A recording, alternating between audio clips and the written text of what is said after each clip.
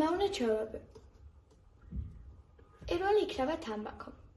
ალბათ ყველამ იცის, რომ სიგარეტის მოწევა ძალიან ცუდია. მაგრამ ხალხი თავს ვერ ანებებს, ზოგი უბრალოდ იწყებს მოწევას, ზოგსაც კი გონია, რომ მოდას მეყვება. მაგრამ ჩემი აზრით არც ერთი არ შეიძლება. რატომ არის თამბაქო ცუდი? სიგარეტს არ აქვს კარგი შემადგენლობა, ის არ არის კარგი ჯანმრთელობისთვის. ჩვენ თუ მოვწევთ, სხვა არ უნდა გავხადოთ პასიური მწეველი და არ უნდა ვასუნთქოთ ცუდი კვამლი. ალკოჰოლური სასმელი.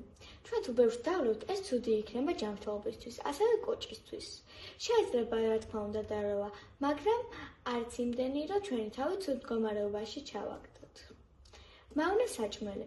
თითქმის ყველა ბავშვი და მოზარდი მირთვევს სწრაფი კვების ობიექტებიდან, რაც ცუდია, მაგრამ ჩემი აზრით ზომიერად შეიძლება. ხალხი არაჯანს აღარ ცხოვრობს, რადგან ისინი დილით, საღამოცას და შუა დღეს მსგავს საჭმელს მიირთმევენ. ასევე სვავენ გაზირებულ წყალს. ეს ყველაფერი ძალიან ცუდია ჯანსაღი ცხოვრებისთვის. ტექნოლოგია.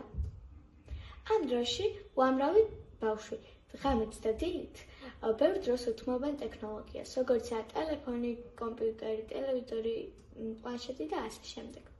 ამის გამო ბევრ თინეიჯერს პრობლემა ექმნება თვალები და თავის ტკივილთან. ასევე აქ შეიძლება ძილის პრობლემას დავინახოთ. ბავშვებს იმდენად გაფანტული აქვთ ყურადღება, რომ ძილი სულ ავიწყდებათ, ან იძინებენ და ეგეც ძალიან გვიან. ძილი. ჩვენ აუცილებლად გვჭირდება ძილი. განსაკუთრებით, როდესაც ვართ მოზარდები, რადგან ჩვენი სხეული ძილისას იცვლება და იზრდება. ჯანმრთელი ცხოვრება. ჩვენ თუ გვინდა რომ გქონდეს ჯანმრთელი ცხოვრება, უნდა ვივარჯიშოთ ყველა ასაკის ადამიანისთვის საჭიროა ვარჯიში. არ მოვწიოთ სიგარეტი, ასევე არ დავლიოთ ბევრი, ვიკვებოთ ნორმალურად.